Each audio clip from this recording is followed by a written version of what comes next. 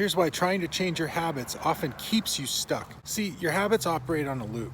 Cue, routine, reward. You're sad, you eat a cookie, you get dopamine. Your brain writes that code into your basal ganglia, and that's it, you're off to the races. And if you want to change that, cue, sadness, routine, eat beef jerky, reward, dopamine. You've just solved this on a level of calories. You change the habit. But what happens when you're simply unable to do that, or you successfully make the change, but you're not getting any reward signal? Something that a lot of habit books and habit preachers miss entirely, and that's the fact that our brains have an override to this. Now, while the basal ganglia is hugely important in human evolution, it allows us to automate huge numbers of tasks. It's the reason you can drive a car across town and get to your friend's house and be like, whoa, where was I for the last 20 minutes? I don't remember driving here. And the whole reason your brain can even do that, to automate a task as dangerous as driving, is because it's built on top of an older system.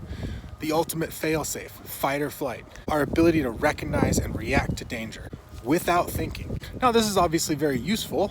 If danger appears, if a semi-truck pulls out in front of you, your foot hits the brake before you've even had time to think about it. But if this system were to get triggered, it could get you to slam on the brakes in the middle of traffic for no reason.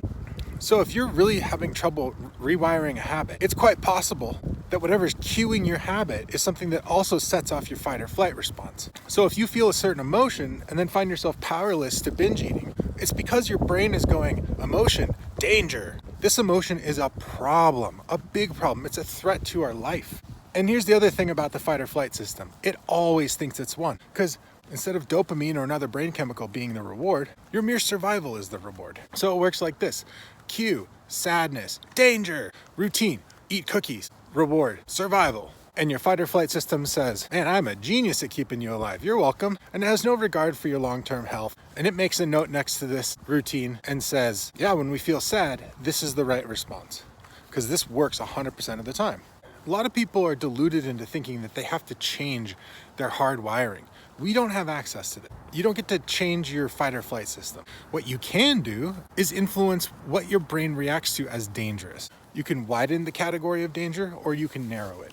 In this case, it means teaching your mind and your body that a certain emotion isn't a problem. And you can do that by feeling the emotion, realizing you didn't die, and then repeating that many, many times. Now, that emotion still might kick off certain habits, but now we're back in the realm of the basal ganglia and the normal methods we have for habit change, which are very effective.